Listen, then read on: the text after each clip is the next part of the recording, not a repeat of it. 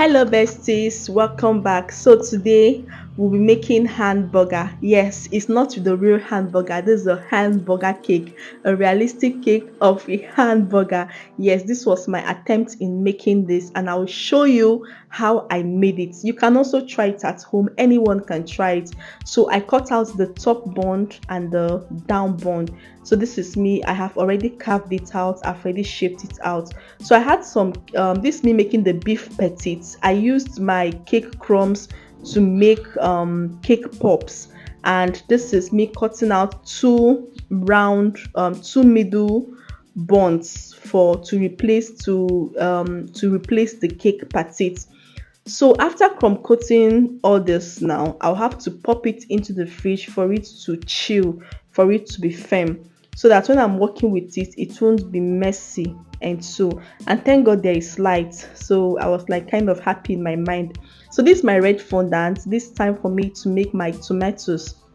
So making these tomatoes, there's nothing much. It's very very simple to make. So cut out any amount you want to use. After cutting out the circles, I have to also cut it into semicircles. Yes, you see how I place the tomatoes. So I need them in semicircles to not just complete circle.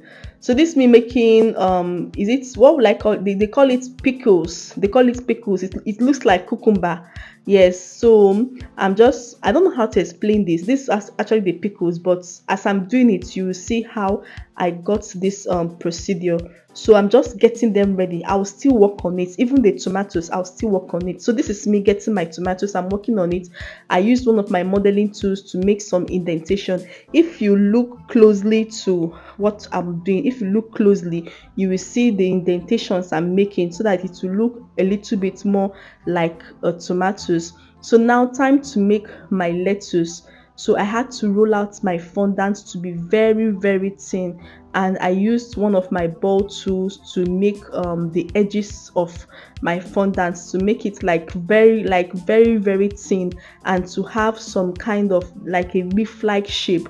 Yes, so this is me trying to shape my lettuce, and yes, I have to also keep this aside. So now this is, I've popped out one of the cakes from the fridge, but I just kept it aside because I just remembered that I'm about to make my cheese. Yes, the cheese is like yellow. Yes, it's yellow. So I want to do it into like 4 pieces. You can do as many pieces as you like. So my cheese is ready. So you just keep it by the side. So time for me to cover. So this is me covering the first bond. So cover it properly. I used white fondant icing. Like I remember that I should have even colored it before covering it, but I was like, no wahala. So this is me covering it, and you know when you check your hamburger, there are some marks or indentations on it, like it's not really perfect. So I had to place the indentations on it. Now this is me working on the beef patites, like that big thing that is brown, beef patites, right? So this is me working on it, and yes, as you can see what I'm doing now, I was using a toothbrush. I'm not using this toothbrush, mind you. I'm using a toothbrush to make some marks on it, so it will be very very rough. So now this is me painting my first bond. That's the bread bond. That's the topmost bond. Yes, I mixed food color. I used brown, I used yellow, I used orange color. I just mixed everything. So when you're working with it, you just know what you're doing. Yes, so I had to paint out everything, so everything will look like a bread bond or like the burger. So that was, I just kept on playing around with my color. Now this one I'm making actually is the beef petite, right? Yes, you know the beef petite is actually like very very brown. It's dark brown. So I'm actually painting it, and yes, the downmost bond is ready. So this is me lining up everything. The first thing I'm lining up is that's the cheese. So I also used some drips from my some drips, but it was not really giving me what I wanted. I had to keep the drips at one side. So after putting my cheese, I had to put in the lettuce, and I have to put the beef patties, which is the round stuff.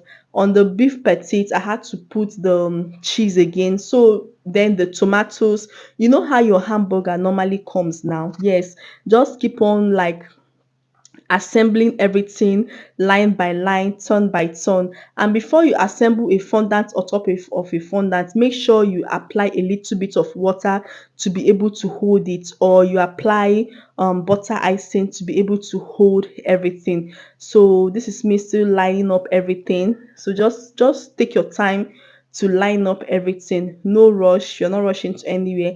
And please, please, and please, if you've not subscribed to my YouTube channel, subscribe. I have a lot to share on this channel. Subscribe, like, comment, and I would love to see your thoughts about my works. Thank you so, so much. And also, this is me now putting the final bond. I also use a little fondant icing to make the sesame seed. There are some little seed on top of the hamburger you usually eat. So I had to just roll out my fondant little by little and also spread it on this work. And I also made some plantain chips. Just roll out your yellow fondant icing and get your plantain chips. And that is it, guys. So this is the hyper realistic cake of a hamburger. Yes, I would like to see your thoughts about this particular work. And this is me cutting into it.